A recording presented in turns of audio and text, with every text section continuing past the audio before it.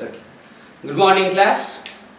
And yeah, we talked about the background of the Red Indians and about the symbols as well as what is poetry and what are the features of poetry. And today what we are going to do is, today we are going to deal about the poem itself. We are going to decipher this poem by Ray Yongbier, grandmother, in two different levels. One, through the perspective of non-native people.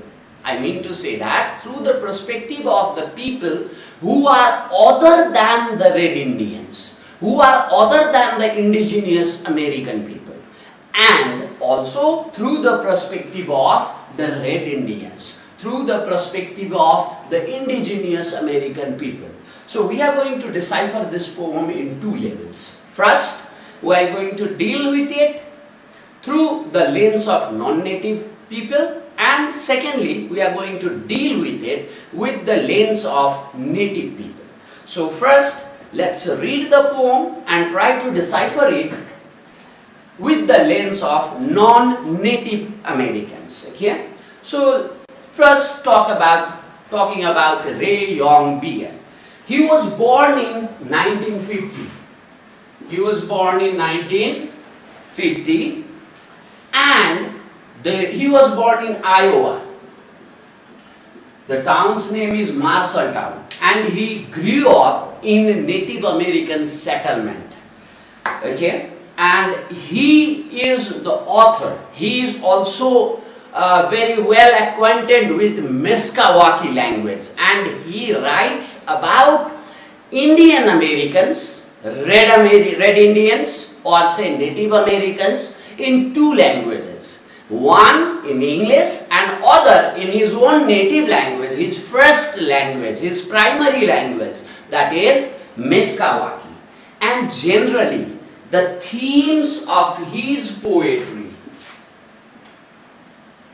he is a novelist and a poet.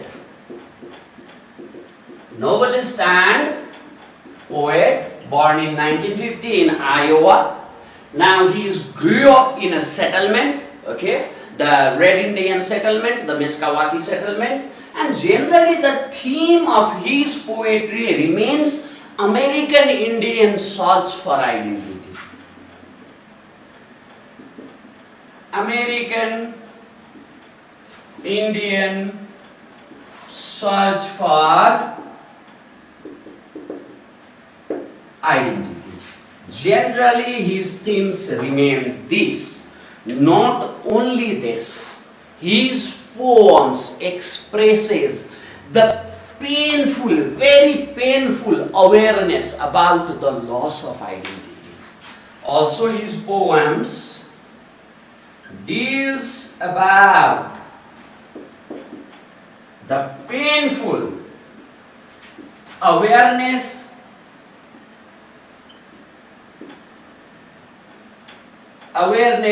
of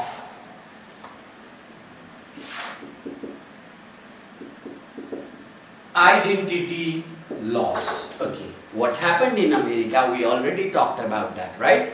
The native people used to stay there. These Europeans, white people, they migrated to that land and then wiped out the population. Not only the population, with the population, the language, culture, every traits of their living or way of life was wiped out.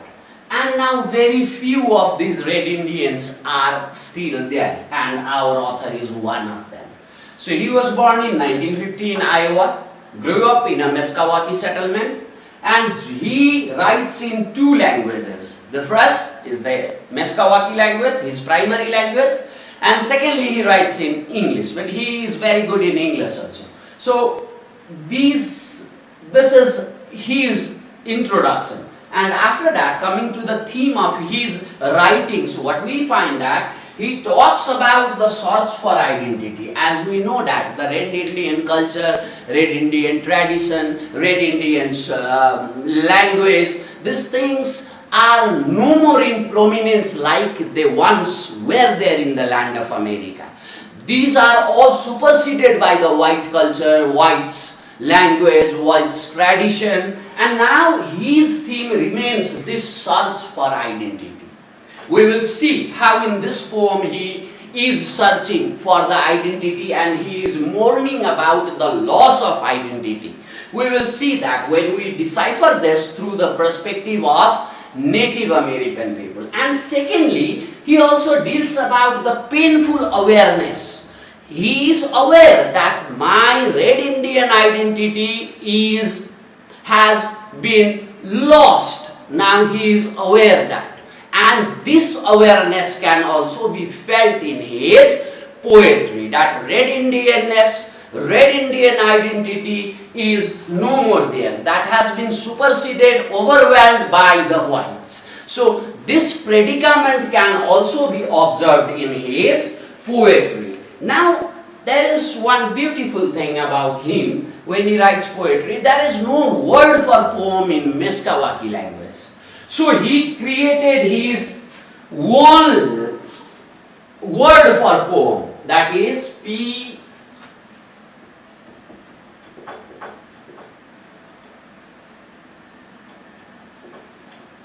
This Meskwaki language, the Meskwaki language uses the English alphabets because they did not have their alphabets and they use the English alphabet. So now our poet, in his language, there was no word for poetry or poem. So what he did is he created his one word. This is the word, and I don't know how to pronounce this, but this is the word. Okay? Now, this is the word which is roughly translated, can be translated into English as story folded up. The story folded up like fist.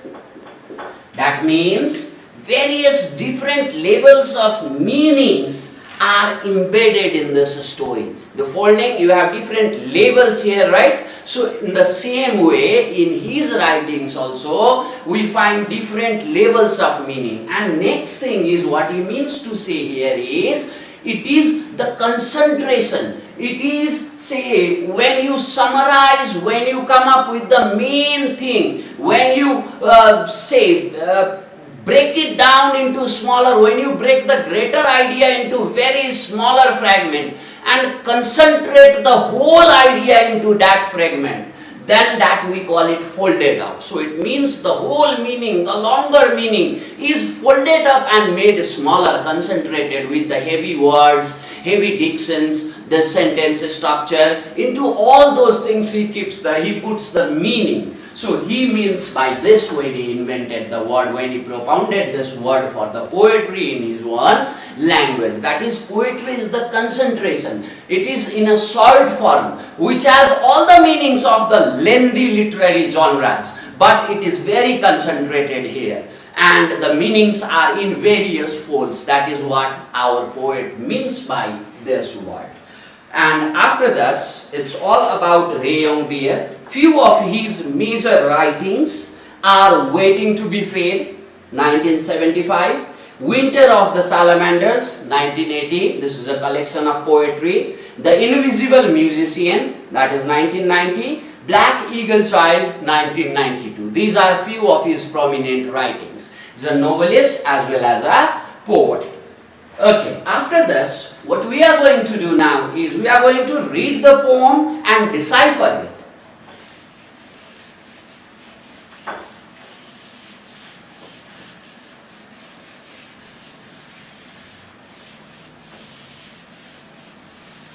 Let's check. His poems, we can divide this into 3 or 4 segments and then we can read this, okay? So in the first part, we read it. It goes like this.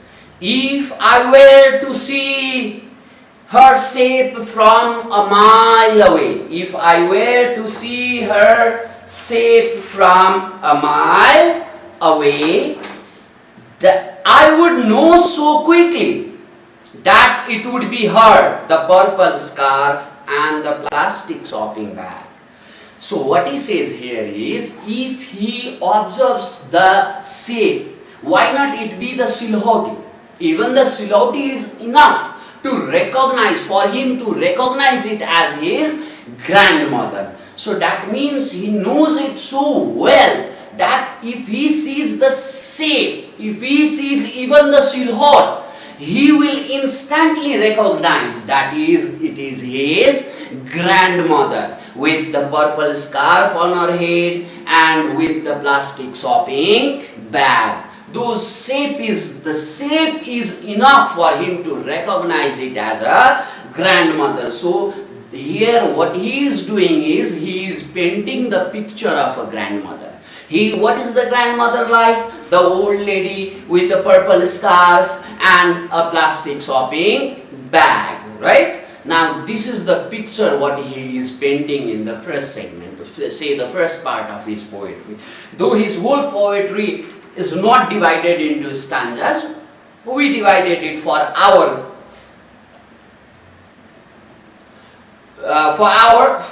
comfort. We divided it into segments, and in the first segment we see him painting the picture of a grandmother, describing the what his grandmother looks like, what were the visible traits of his grandmother. Okay, so here he is evoking the sense of our vision, the sense of our eyes. That is, he is showing us what his grandmother looked like.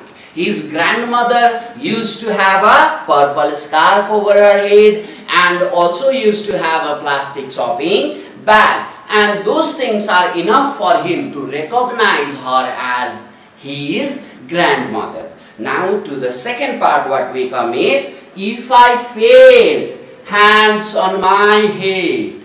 If I failed, hands on my head, I would know that those were her hands, warm and damp with the smell of root.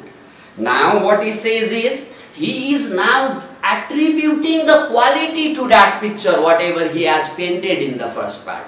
In the first part we see he painted the picture, and in the second part he is now relating what is the feeling. What is the feeling that he had about that grandmother which he has painted in the earlier part, in the preceding part.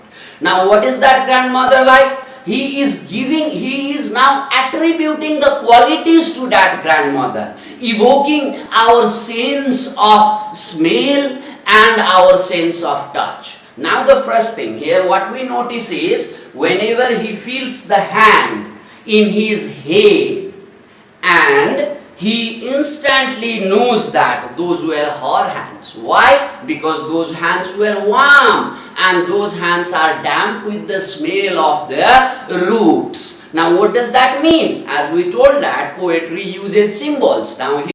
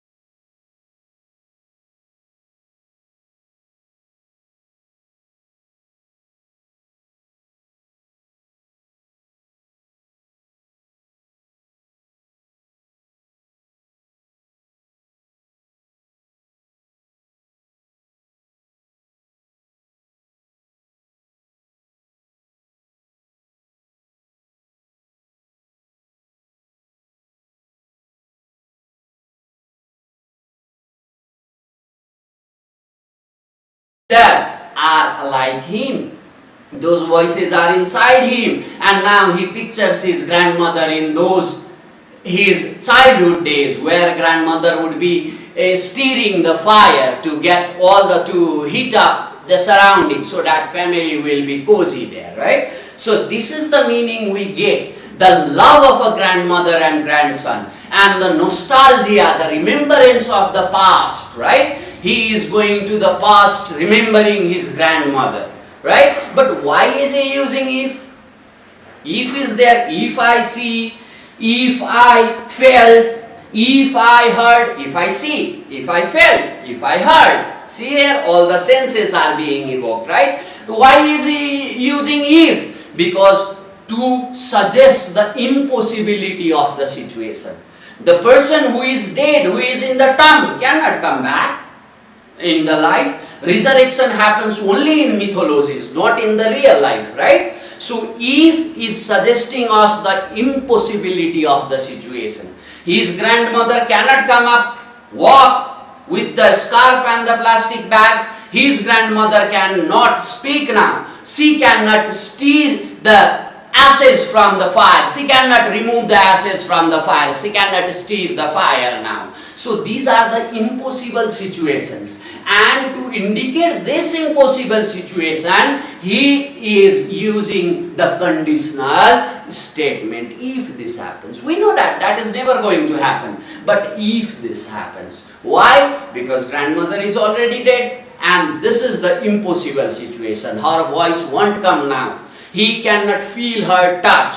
He cannot see her now. These are the impossible things, because grandmother has already passed away, is already lying in the tomb, right? So that is impossible to touch her, to talk to her, to hear her sound, or to see her. These are the impossible things. And so to indicate the impossibility of the situation, what our poet did is, he used the conditional statement. He used if. See, if I were to see her shape, if I felt hands on my head, if I heard a voice coming from the tomb, she is no more here. But if I hear that, if this happens, I will instantly recognize that is her grandmother, because she is within me. This is a remembrance to her, to his grandmother, right? So this is the first level of meaning that we come to decipher, reading it through the perspective of non-Native Americans. Now, let's read it through the perspective of Red Indians, through the perspective of Native American people. Okay, hope you understand the first perspective. We'll move with the second perspective. And now, let's read it. If I were to see her shape from a mile away, I would know so quickly that it would be her. The purple scarf and the plastic bag. Now again, he is painting the picture of a grandmother. Now he is painting the picture of the grandmother, but notice, he is not using the feathers and other entities of the Red Indian culture. He is using the modern entities, modern things. Scarf is a modern thing. Plastic shopping bag is a modern thing, right? So what is he saying? Whenever I see the shape, I would instantly recognize that is my grandmother. But what is that grandmother like? That grandmother is away, slightly away in her costume, in her appearance, in the visual appeal. She does not look like the traditional classical grandmother, right? Why? Because the culture, language, right, even the way of life have been superseded by the way of life of others. And these grandmothers of the Red Indians in the earlier days, they have already assimilated the white culture. So now the Red Indianness, the typical Red Indianness is not there. So this is the loss of identity. Very aware, he is very aware that though I say that grandmother is the core of identity, the past of mine, but in the past also, when I go to few generations ago, in a distant generation, there were the people with all the Red Indian cultures. But with the relations near to me, they have already diverted from their culture. Why? Because they have assimilated the white thing. They were forced to assimilate it. And see, here he is aware about this loss of identity, very aware, and this is a pain to him. But he is not hopeless, he is hopeful too. Let's see how is that going on, okay? If I felt hands on my head, I would know that those were her hands, warm and damp with the smell of roots. Now he painted the picture of a grandmother who is internally the red Indian, but in appearance she has taken some of the entities of the white people. But the redness, the red Indianness has not completely wiped out from him. Instead of the feathers, she have the scarf, but she have something on her head. Right? Instead of those natural things, she had this plastic bag, but she had the feeling to the household, right? So this is the culture he is talking about. And in the second part, what he does is, he says, when I feel the hand on my head, with her heads, when I felt hands on my head, I would know that those were her hands. Warm and damp with the smell of root. Warm and damp with the smell of root. Now what is he doing? He is picturing, he is giving us the sense what it feels like to embarrass that grandmother. Right? So what it feels? It was warm. It was not cold like embarrassing the other culture. It is, though the culture had changed, the red Indian culture has slightly changed, modified, right? But still it is warm to embarrass that culture. It is very warm and cozy to embarrass that culture rather than embarrassing the other culture, which is cold for me. So in the second part, he is picturing the typical Meskwaki grandmother and the culture, where people used to be close to each other, where there was a greater family bond than that of these Europeans, right? These Europeans have a habit of saying old folks to their parents, right? They get separated very early. But these were the people who put value on the family. The utmost value was given to the family, community, commune, right? So this is what he is indicating here. Whenever she has these hands, it's warm and damp with the smell of root. Now warmth comes with the closeness of the community, where people embarrass everyone and lives in a closed circle, right? And damp with the smell of root, this is now traced to the culture of red Indians. Now what he means there is, what is animism? Animistic view. That means when we animate the objects of nature, right? We give them life-like qualities. Like if I say the clouds are crying, the sun is running, right? The stones are sitting. What am I doing? Stones cannot sit, clouds cannot cry, and the sun cannot run. But what am I doing? I am giving the animal-like attributes to these non-living things, right? So in the same way, these tribes, the red Indian people, they used to attribute the entities of nature with the living qualities. They used to worship it as a god. And now here, this closeness towards the nature is indicated through the smell, damp smell of the roots. That is the nature, the closeness to the nature, closeness to the ground, to the land. Meskwaki itself means the people of the red earth.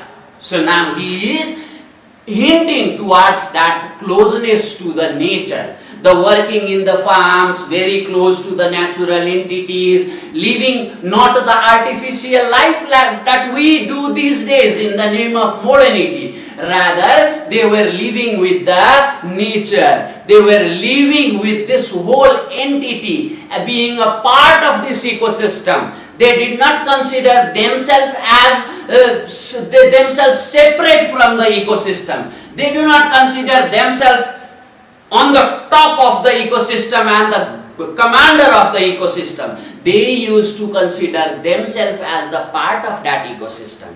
So here we come to know damp with the smell of soil. Here we come to know that closeness of Red Indians with the nature, and his grandmother also very close and working in the fields. And now comes the very important part where he says, if I heard the voice coming from a rock, I would know, and her words would flow inside me like the light of someone stirring ashes from a sleeping fire at night. Now let's see. She is already dead, the grandmother is. Now the voices are coming from the rock. It means the rock is kept above it, but whenever we remove the rock, we may not see the speaking, running man, living man like us. But what we can see is, we can see the remnants there. Remnants can tell us lot about the culture, lot about the people who have died. Even if we check it scientifically, we can know the cause of death, the age of his death, what was his fooding habit, what was his lifestyle. Those all things can be deciphered through the remnants, the bones lying there in the tomb. Though we cannot get a moving man, right? But those things can be deciphered. So what he is saying, that though our Red Indian culture has been into the ground, has been kept into the tomb, it is dead and is lying somewhere, but still the remnants are there. We can know our culture once we excavate. Here, metaphorically, what he is meaning is, see, these Europeans came, they imposed their language, they imposed their way of life, took away all their lands, right? Now, these are the stones which have buried the Red Indian underneath, right? So what he is saying, that the voices of few little Red Indians, very few Red Indians are still there, like the Meskwaki tribe itself. And in federal government, I think they have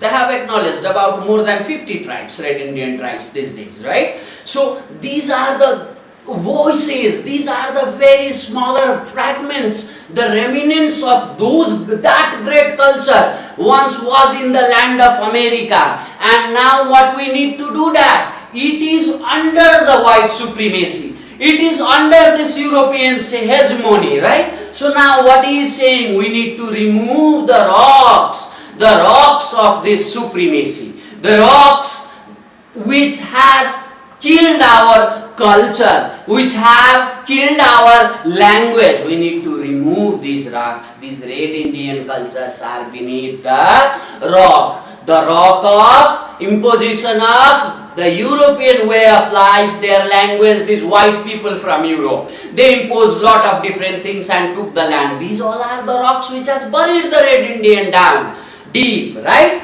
And what he says, now Red Indian culture is buried, lying deep down, dead, right? But he is hopeful, like someone stirring the ashes from the fire. What does this mean? Look at here. When you leave fire the whole night, what happens is, the ashes covers all the coals, right? Those ashes are white somewhat, right? Grey, or they cover it.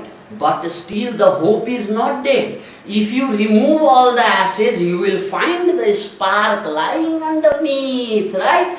Between the coals, very small spark, and that spark is able to ignite the fire again. Whatever is lost in the ashes, let it be lost, but that fire can be rekindled, right? So he means that though our identity is lost, though the feathers are replaced, substituted by the scarf, right? We still have the hope of regaining that culture, right? Coal, you see the coal, when you leave the coal, it does not extinguish suddenly, like the burning fire, the plasma fire, it does not extinguish that way. What happens is, the ashes starts covering it, and slowly it fades away. it gets extinguished. But now when you remove the ashes from the coal on time, you will find the spark there. You will find the heat there. You will find the glow there. In the same way, he is also suggesting his Red Indian peoples, when we here try to listen to the buried grave of Red Indian culture, we come to know our voices. When we remove these rocks, then there is a chance of finding the Red Indianness and reviving it, right? Like the coal itself. You see the ash and you think the fire has extinguished, but when you remove the ash, you will see the burning fire there. You will see the glow, the spark there, the reddish glow, and that is capable enough to ignite the whole city, right? So he is, though very aware about the loss of identity, he is pessimistic here that my identity has been lost. It is down deep under the grave, lying there, dead.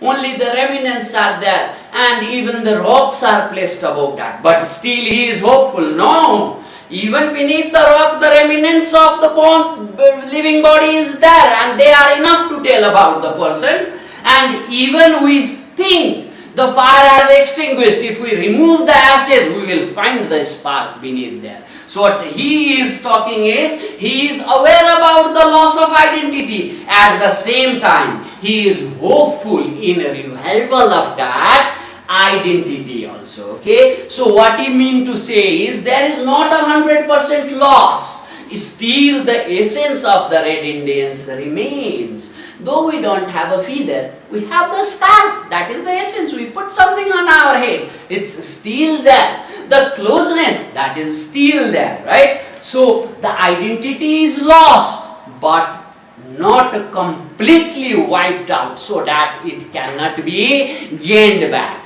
With the poets like Ray Beer, with his grandmother, with his community members, the Red Indianness is still living. What they need to do, they just need to remove the ashes of this white culture from them.